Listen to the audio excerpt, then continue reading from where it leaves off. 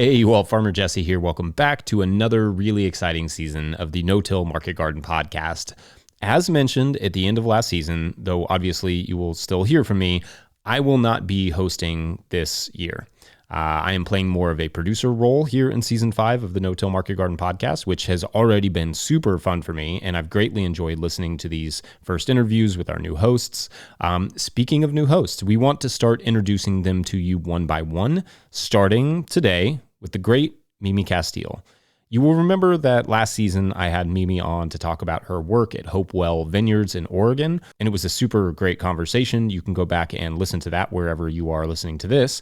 And I asked Mimi to be a host for a number of reasons. But prime among them is that her work focuses so much on perennial production, which brings in a different perspective when it comes to soil and nutrient management. I just can't wait to hear not just who Mimi chooses to speak with, but the questions she asks and the insights she offers herself. Very exciting stuff all around. Mimi's first interview will be coming up on Monday, officially kicking off season 5. As always, our work is powered by the good folks over at patreon.com/no-till-growers. So if you appreciate this or anything else that we do, consider signing up to be a patron at patreon.com/no-till-growers. You can likewise support our work by picking up a copy of the Living Soil Handbook from no-till-growers.com. Proceeds of that go to making you more content. Also, we just started a new forum. You can find that in no-till-growers.com, or we will put a link in the show notes. Otherwise, please subscribe to this podcast wherever you are getting it. And while we wait for Mimi's first interview, please enjoy this mini Mimi interview introducing the first of our amazing new hosts of the No-Till Market Garden podcast.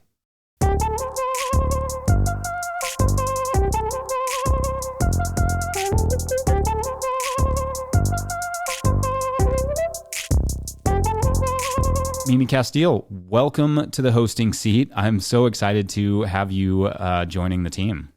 Thanks, Jesse. You're a brave man. Giving me a microphone. Oh, I cannot wait to hear what we get out of it.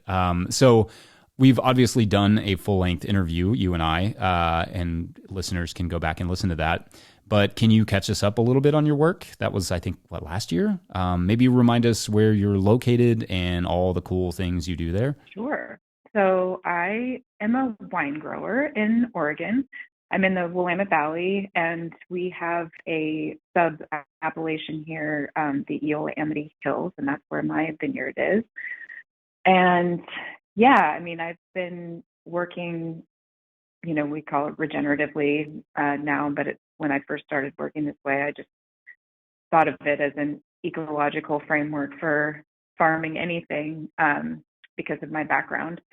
And yeah, so my sort of holy grail is making wines that really speak the language of where they're from. And so for me, that means really trying to pull back together the threads of an ecosystem that actually was kind of destroyed by farming a couple generations before I ever got there. So really trying to, kind of find the native plant community again and, just try to restore the layers of the food web that have been, sort of pulled away over time, and see how that affects wine, because I think wine is a unique vessel for studying all of these questions that we have. It's so interesting to taste the different wines from the different regions, but I find it really fascinating to taste the different wines within the same region from people with totally different philosophies to winemaking. Yeah. And what they're able to sort of bring out of their area. And has that been something that you've sort of found over the years, like you're tasting what you get out of your wine is changing as your ecology changes? Yes, and I try not to fool, because you're the first person you're going to fool, right? So I try to be pretty scientific about all the wines that I taste, but especially mine. So, I do blind, vintage verticals in comparison with other wines from the same region, just to check myself on what I think I'm learning about my place and about what I'm tasting in the wines and smelling in the wines. And I definitely I mean, the tale that's told over time with the Hopewell wines, at least for me, is the tale of just ever expanding complexity and how beautifully that comes together in wine. It's hard to, uh, because, obviously I grow food too. And, it's really interesting to grow food that we eat at the table and drink wines that we drink at the table, and sort of try to um, pinpoint that in food, because obviously you don't hold on to your food for 10 years or longer, unless you're really, really experimental. So wine is a very precious way, I think, and I say precious in a not annoying way, but a truly precious way of studying changes over time, in the farming, not just in the climate, which is actually over time what I've seen is less of a climate, but less of an obvious impact of climate. And that's the opposite of what I observed in a lot of other wines, not just from the same region, but from other regions as well. It's getting really difficult to sort of rebalance the stool of, the hand of climate, the hand of the winemaker, and the hand of the land. And I always want, if I'm going to have an imbalanced stool, and I hope I do have one, I want that land leg to be the biggest one, and the climate and vintage to be second in line. And then I'd love it if I were as invisible as possible. So that's what I observe, and that's really what I want to do. I think that's really fascinating. I mean, anytime, having worked in the wine business for so long, anytime anybody's like, what was 2016 like, or whatever in that area, they're always asking about the weather. Mm-hmm. Like, did they get enough rain in the spring? Was it dry enough during the summer and the harvest or whatever? And like, was there a drought? All of those things. And what you just said is really fascinating, because it's kind of like, yeah, minimizing that effect to the point that when you're talking about what was the vintage like, be like the soil was improved and we didn't taste a big, there wasn't a lot of damage done from the drought we have. Like, it would be like the secondary or even tertiary element of talking about a vintage. Yeah. And I think it's part of, you and I were just talking behind the scenes about this very thing, but it can be really challenging to, try to share the benefits of farming for soil health first and foremost, when it all looks pretty anecdotal, because most of us are working on a pretty small scale and nobody's looking at it in a really scientific way, at least in a broadly. But what I think is really helpful about wine in this way is that it's a time capsule, and you can see when soil becomes a buffering system against climate. And I feel like that's huge to be able to share with other people, because I don't think they believe it's possible. I think a lot of people don't believe it's possible that we can locally affect the impacts of these very, very volatile seasons that we have, to some degree. I mean, I think there obviously are things like fire and flood that will challenge anybody, but beyond, the normal, the heat domes and the droughts and the things that are going to be just more and more our usual, being able to sort of smooth that out through that medium of just better soil health. It's a good thing to be able to share. Yeah. And I love thinking of wine as this like specific sort of indicator of your, soil resilience, not just like the health, but like the resilience of really intense years and all of those things. I think that's fascinating. And speaking of that, how have fires been? Wasn't there a fire this year? Has that been an issue for you?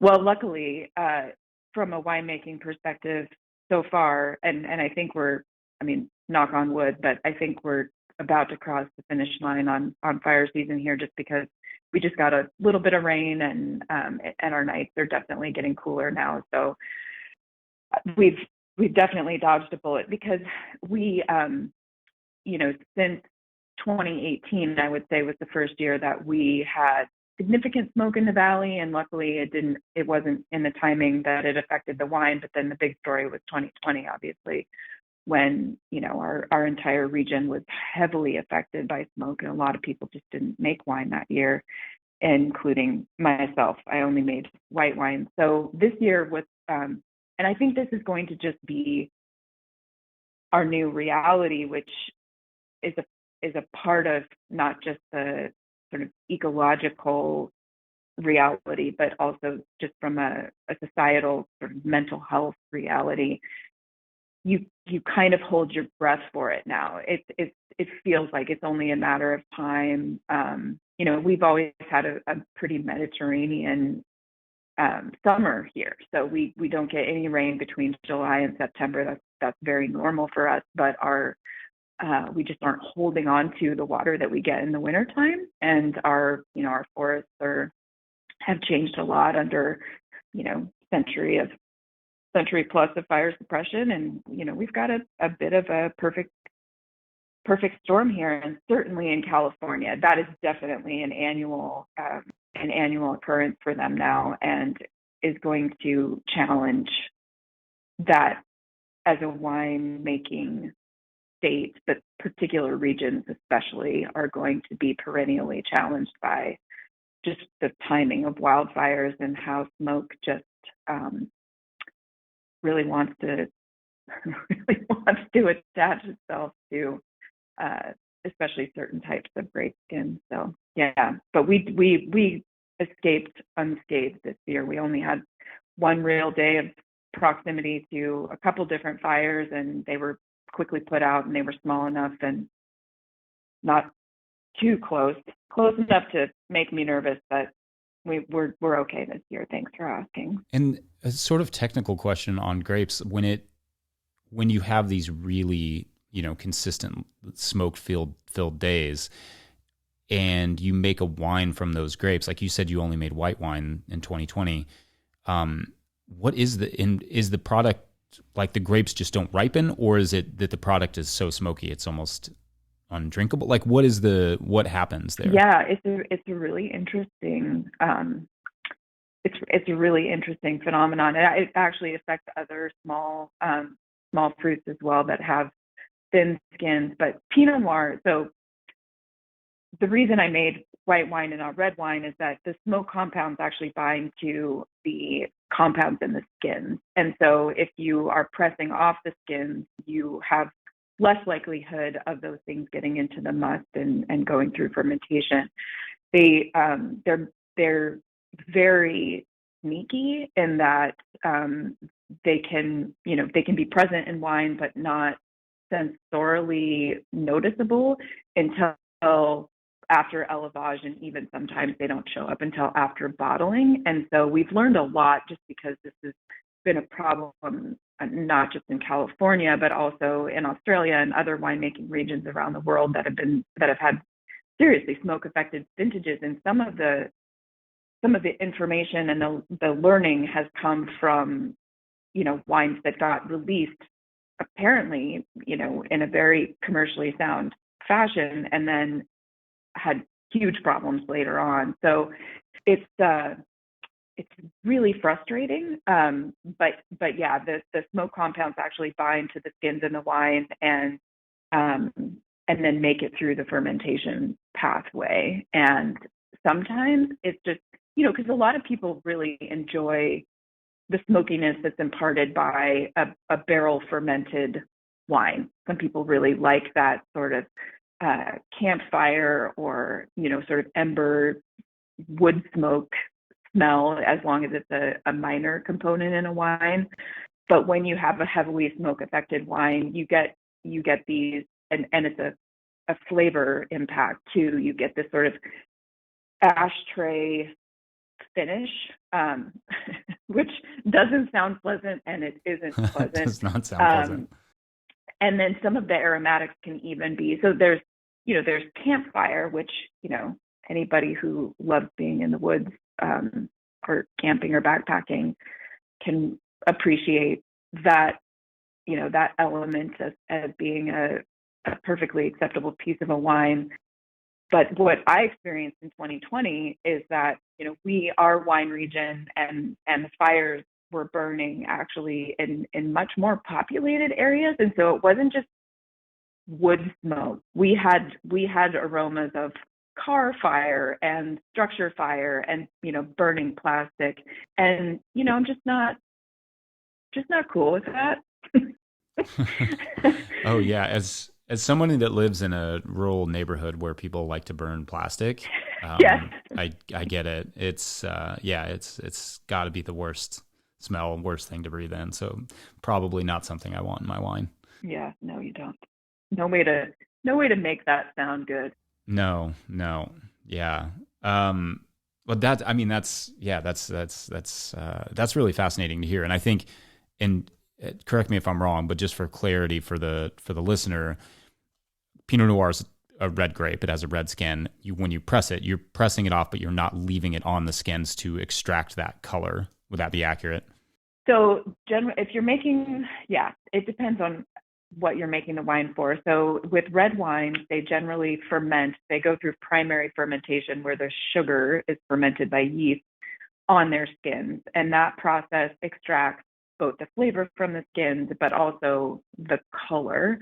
So time and temperature affect how much of both of those things come out in the fermentation. And with white wines, generally speaking, I mean, this is not true if you're making skin contact white wine or doing an oxidative style of white wine making. You go straight into the press with your whole bunches, and you're just pressing off the skins quickly to just get the juice and then ferment the juice. So with red wine making, that actually goes through its entire fermentation, primary fermentation on skins, and then you press off the skins. But unfortunately, in that fermentation process, you will have extracted those smoke compounds that are bound to primarily phenolic compounds in the skins of red grapes. Yeah. Yeah. Which is such a bummer. Yeah. Okay. So one of the things that, I wanted to talk about, because this is like, I've said this to the other hosts as well. I just feel like one of the things that I got really excited about doing a podcast was not just like what I was going to be able to get out, the information that I was going to be able to dig up and then give out to people, but also just like how I could use it myself and what I could potentially learn myself. And I'm wondering if there are things that you're hoping to learn over the course of your interviews or have learned over the course of your interviews that will be beneficial to you as a grower. Well, definitely. I mean, there's that just comfort, I think, that you take from having having an opportunity to speak with your peers who are facing some of the same challenges that you're facing, and also thinking about some of the same things that you're thinking about, and just being able to have a focused time for those conversations, and also thinking about how you would want to share that with your other peers who you're not interviewing, but who very much are working alone in a vacuum much of the time, like I do.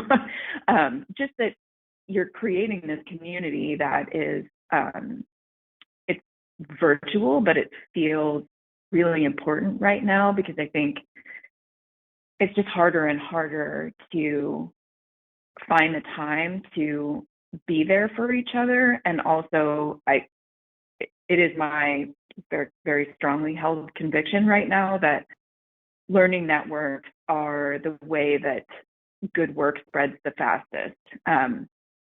And a podcast is a form of a virtual learning network that I think for those people who don't have access to a regional growers group or something like that. I mean, that was something that was really important to me, because I've definitely in my past, the biggest opportunities for me, I think, have been in finally finding those people who are interested in doing some of these seemingly crazy things that I'm interested in doing, and then, replicating them and then sharing your results. But specifically, I mean, for me, the opportunity here was to have conversations with what I hope. So I have this, like, everybody has their vision of a future that they want to see. And for me, that really revolves around, regional and autonomous food systems. And so what I wanted to do was really have conversations with people who I think are thinking along those lines and working in a way that if and when that becomes more possible, we kind of know how to make it work. And so that includes things like, if we could imagine sort of blurring our property boundaries, what would it look like if, herds could be managed cooperatively and really graze appropriately, moving around a mosaic type landscape? What would that livestock rotation look like as a crop rotation, if you will? And, how would that benefit farmers who already are like just trying to get their one crop to market, or their vegetables to market, and don't have the skills, the time, the resources to have an animal herd, even though that would really accelerate the sort of coming back of various things that really are related to how animals participate in a fully realized food web. So those are some of the things, and also just kind of getting a sense of where people's minds are going in terms of, like, this is very swiftly tilting planet. And I feel like sometimes I need to have a touchstone with my peers about just where their minds are going right now, because I think we are all, pretty aware of the severity of our situation, and yet we also are very aware of how many opportunities that we have in this moment to affect, what our kids are gonna have to do, the choices they're gonna have to make. And I just take a lot of comfort in having those conversations, because I think when you're just having them with yourself, it becomes just it gets a little too dark sometimes. I know that feeling. I think that's great. I mean, it's really easy to sort of lose hope and lose sight of what we are doing and what we can do, when we're not, sharing, and when we're not hearing from other people and talking to other people. And because farming is so inherently isolating, that's a really easy pit to fall into. Mm-hmm. Yeah. Well, Mimi, I look forward so much to hearing your interviews, and I know that everyone else feels the same way. This is super exciting. And thank you so much for coming on and hanging out with me. Well, thank you so much for the opportunity. It's been so fun so far, and I can't wait to share them with you and with everybody else.